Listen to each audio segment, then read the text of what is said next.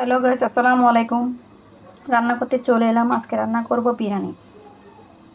দেখুন, আমি এখানে পেঁয়াজ পেস্ট করে নিয়েছি, কাঁচামরিচ নিয়েছি, টমেটো নিয়েছি, সাথে পেঁয়াজ পাতাও নিয়েছি। আমি এখন তেল দিয়ে দিচ্ছি,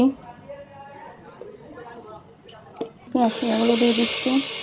পেঁয়াজ দিয়ে দিলাম, বাটা কাঁচামরিচ দিয়ে দিলাম, টমেটো সহ। এখন এগুলো নেড়ে চেড়ে নিব। গাইস, একটুখানি দিয়ে দিচ্ছি আদা বাটা, লবণও দিয়ে দিলাম, একটু নেড়ে চেড়ে নেব।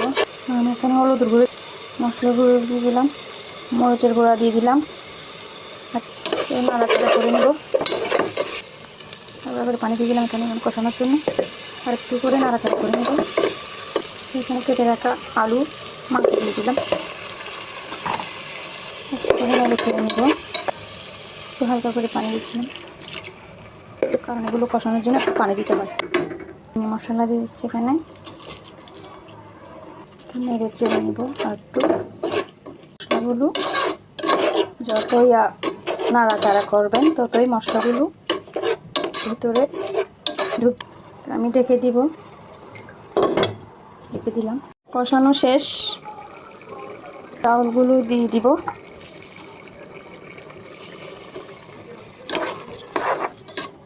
চাউলগুলো দিয়ে দিলাম, একটু নেড়ে চেড়ে নিচ্ছি, পানি দিয়ে দিচ্ছি। এগুলো হবে হতে থাক। তো গাইস, আমি এখন ঘি দিয়ে দিব। ঘি দিয়ে দিলাম, ঢেকে দিচ্ছি।